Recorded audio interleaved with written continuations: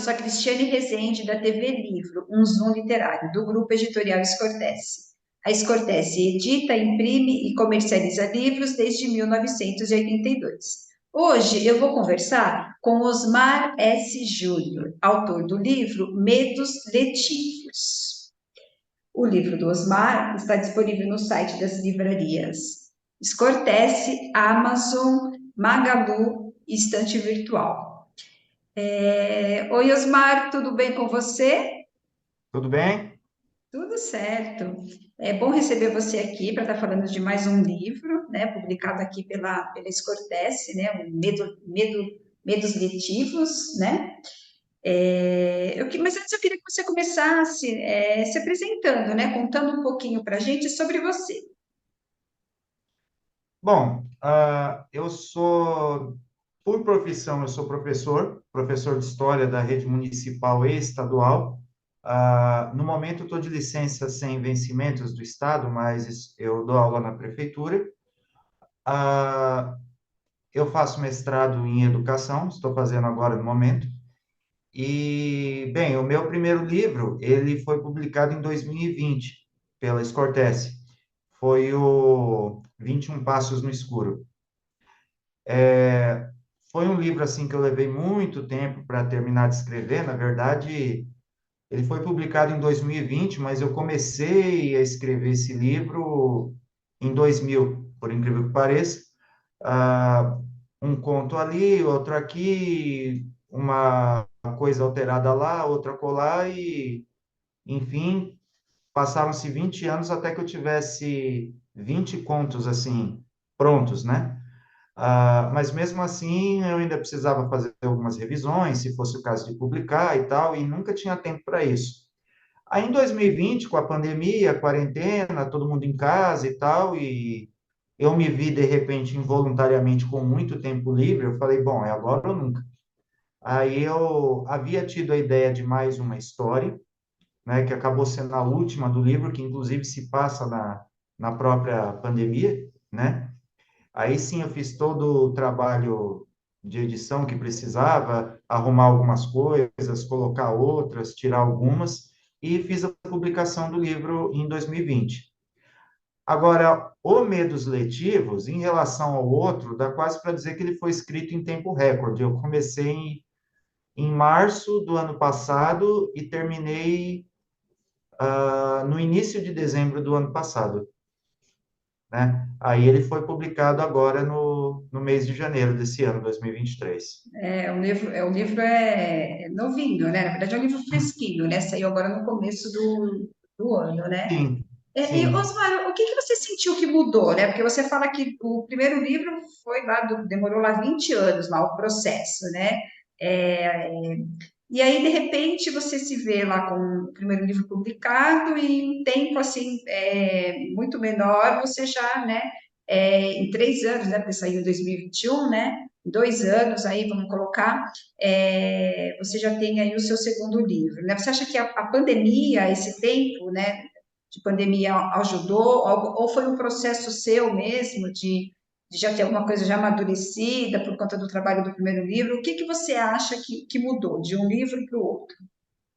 É assim, no caso do primeiro livro, como eu disse, foram várias coisas que se passaram ao longo de vários anos, várias ideias que eu tive, e por conta disso eu tive que fazer algumas adaptações na hora de publicar, né? Algumas outras foram deixadas porque não interferiam no andamento da história e tal. Agora, o segundo livro, bom, primeiro eu já estava mais ou menos por dentro de como era o sistema de publicação, como funcionava, e aquele negócio, o primeiro é sempre um pouco mais difícil, né? Depois a gente acaba deslanchando um pouco. E a segunda coisa é que esse livro, Medos Letivos, bom, além, é claro, de ser um livro menor, o outro tinha 21 contos, esse tem 9. O Medos Letivos, as histórias elas se passam no todo ou em parte em escolas, que é um ambiente que eu conheço bem. Então, assim, para mim, nesse sentido, foi mais fácil pensar nas ambientações, na dinâmica de certos acontecimentos. para mim foi um pouco mais fácil por conta disso, né? Ah, eu queria que você falasse um pouco mais então do livro, né, Medos Letivos, né? Conta para gente sobre o livro. Então, o livro, como eu disse, ele se passa, as histórias são histórias independentes, né? Ah, as histórias se desenrolam totalmente ou parcialmente em escolas, e elas seguem uma linha, de certa forma, um pouco parecida com a do primeiro livro. Em algumas histórias tem o elemento sobrenatural, digamos assim, e em outras histórias, o próprio terror da história em si é motivado por questões não sobrenaturais, mas por questões mais humanas, questões, como foi colocado no trailer do livro, questões ligadas ao que acontece quando a mente humana chega ao limite em determinadas circunstâncias que a gente encontra no ambiente escolar. Eu sei que é até estranho falar isso, mas o estresse levado ao limite no ambiente escolar, sim, infelizmente é isso, né? Muitas situações que a gente vive na escola, por conta dos alunos, por conta do poder público, por conta de vários fatores, eu comecei a imaginar algumas situações que eu já vi, que eu já presenciei, levadas ao extremo, né? E aí me veio a ideia de algumas histórias. Certo. E você fala, então, da sua experiência até como professor, experiência em sala de aula, experiência como professor, que foi auxiliando você a montar os contos, né? Você mesmo falou, total são 9 contos, né? É, você acredita que o cenário atual, né, das coisas que vem acontecendo nas escolas, né, tanto no Brasil, em algumas escolas, né, tanto no Brasil quanto fora do Brasil, motivou você também a estar trazendo esse tema assim para o livro? Olha, eu acho que, bom, primeiro foi a respeito das questões ligadas ao universo que eu conheço, que é a escola, particularmente a escola pública, né? Eu nunca trabalhei na rede particular. Então, assim, muitas questões, muitos problemas, muitas particularidades ligadas aos alunos, muitas coisas assim que eu conheço de perto, acabaram servindo como elementos para criar algumas histórias e alguns personagens. Por exemplo, em uma das histórias, aquela e a conversa está atrapalhando, para criar a personagem da coordenadora que aparece naquele ponto, não é que eu tenha me baseado em uma coordenadora que eu conheci, mas assim, faz 19 anos que eu dou aula. Eu já trabalhei em 14 escolas diferentes, entre estado e prefeitura.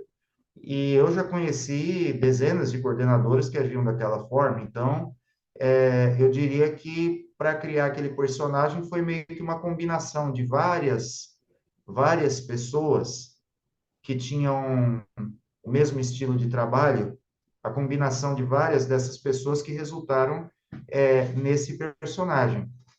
E também, assim, voltando para a questão do universo dos alunos, algumas coisas que são relativamente recentes, por exemplo, em um dos contos, aquele Tato, o Gato Gaiato, uma das ideias que acabaram gerando aquele conto foi uma vez que eu estava saindo da sala dos professores, encontrei uma menina sentada em uma das cadeiras, abanando a perna, e quando eu olhei direito, ela tinha na perna uma queimadura de segundo grau mesmo, né? Só que muito parecida com essas queimaduras que de vez em quando o pessoal faz em escapamento de moto. Aí eu perguntei para ela, fulana, o que aconteceu?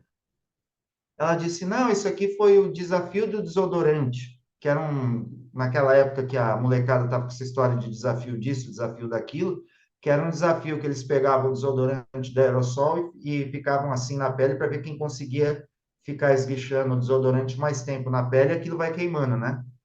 Ah, Aí, lembrando disso, lembrando daquela história que foi muito popular tempos atrás, a tal da baleia azul, Aí, combinando esses fatores com mais alguns outros, eu acabei tendo a ideia para o conto. Osmar, você acha que o fato de você ser professor de história, né,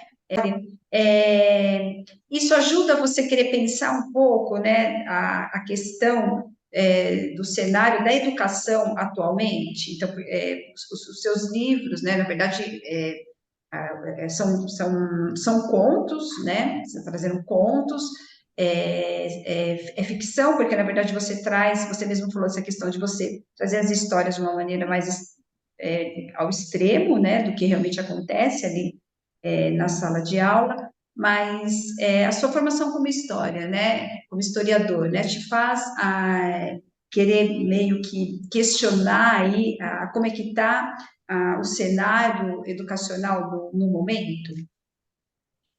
Olha, evidentemente, eu tenho minhas críticas ao sistema público de educação, mas, assim, é interessante porque a ideia original do livro não era essa.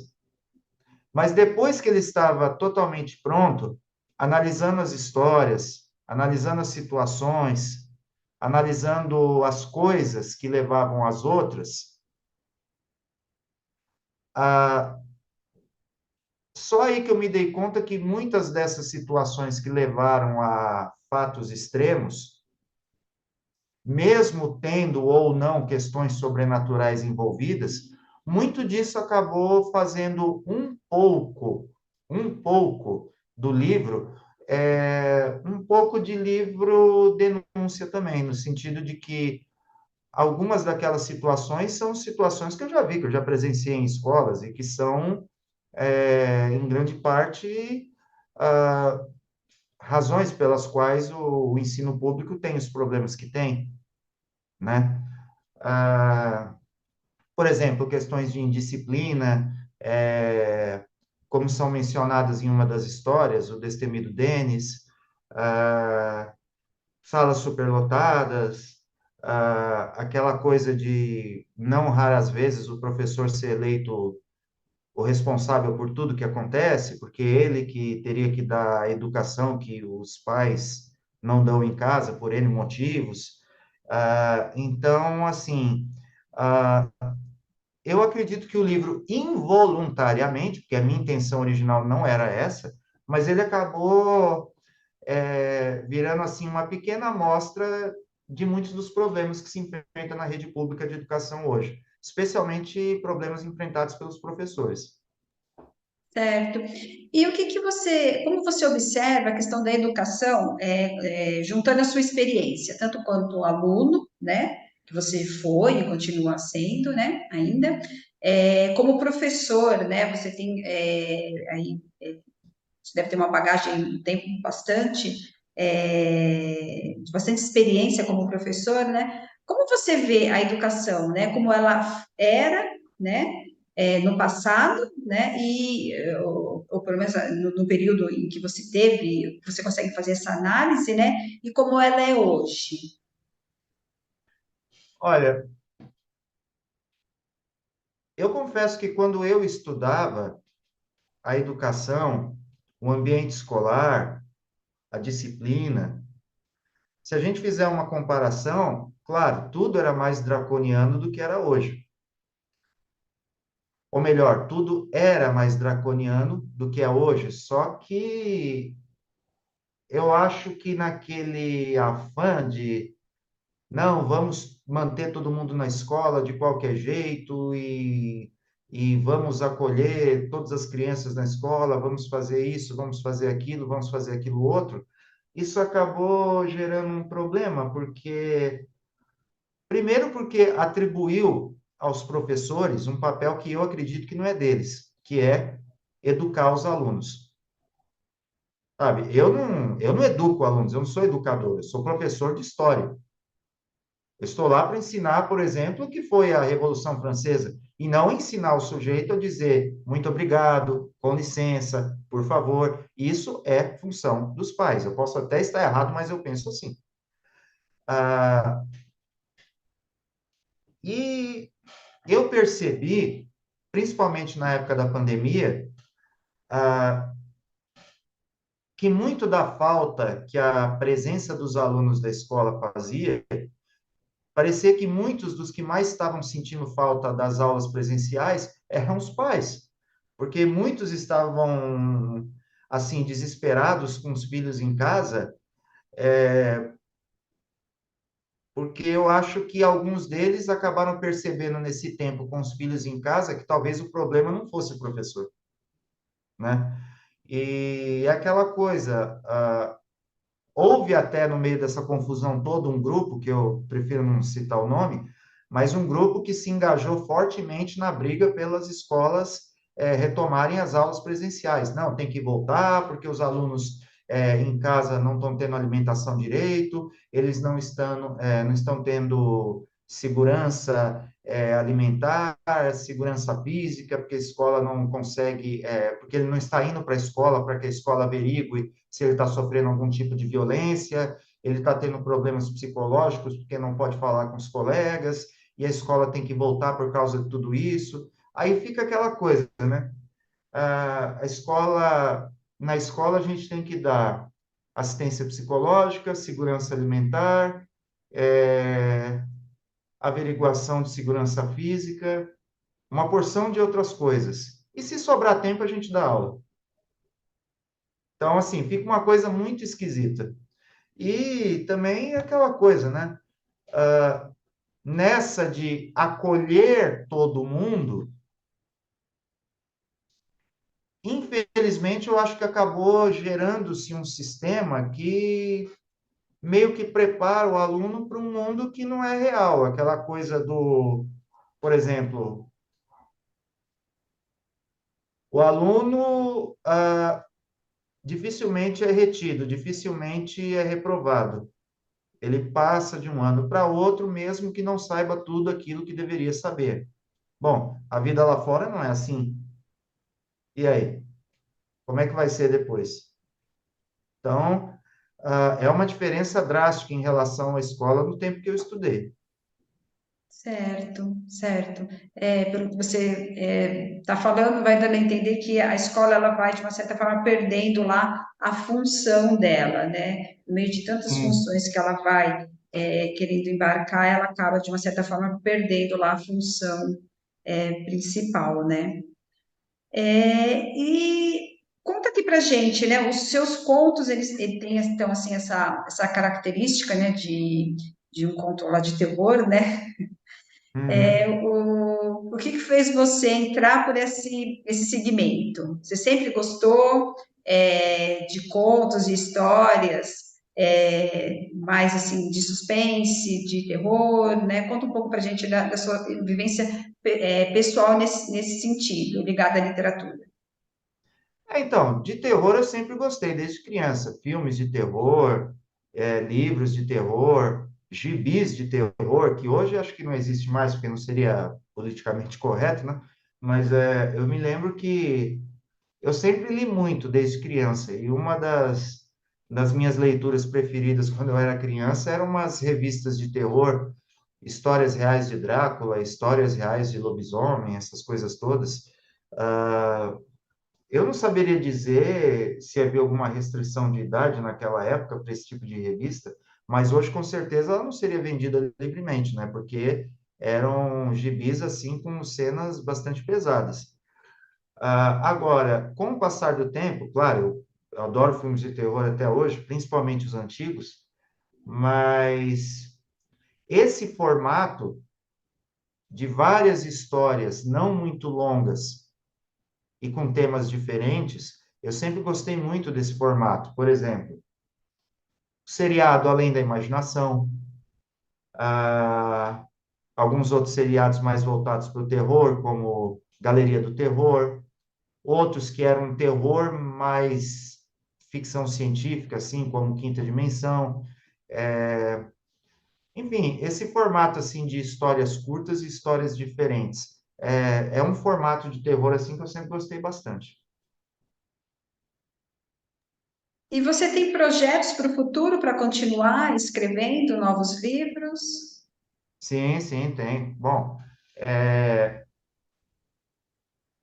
Um dos projetos é assim, eu tenho um blog onde são colocados alguns poemas que eu escrevi. Ah, na verdade, assim, é outra coisa também que eu escrevo há muito tempo. O primeiro eu escrevi quando eu tinha 16 anos. Então, assim, eu estou me organizando no sentido de fazer uma antologia, pegar um agrupamento desses meus poemas e publicá-los no formato de livro, no formato tradicional, isso para o ano que vem. Um outro projeto, ah, que aí provavelmente seria só para 2025. Quando eu terminar o meu mestrado, eu gostaria muito de colocar minha dissertação em formato de livro também, uma publicação na minha área, né, em educação. E, bem, eu também tenho outros dois livros na gaveta, só que não são de terror, são dois dramas, vamos dizer assim, que eu ainda não decidi exatamente bem o que fazer com eles. Agora, em termos de terror, eu tenho algumas ideias inéditas, né? Que algumas histórias, assim, na minha cabeça, que eu sei, já sei como elas terminam, mas não sei como elas começam. Então, são ideias que eu ainda estou pensando, assim, que ainda estão em estado embrionário, né?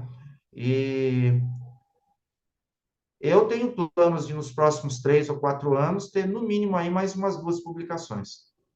Ah, bacana. E Osmar, conta aqui pra gente como que é esse botão, né, do Osmar que escreve poesias e o Osmar que escreve lá contos de terror, né? Em que momento que você aperta lá o botão da poesia, em que momento que você, ou, se é, né? Tô brincando com essa questão do botão, mas é, como que flui isso, né, na escrita, né?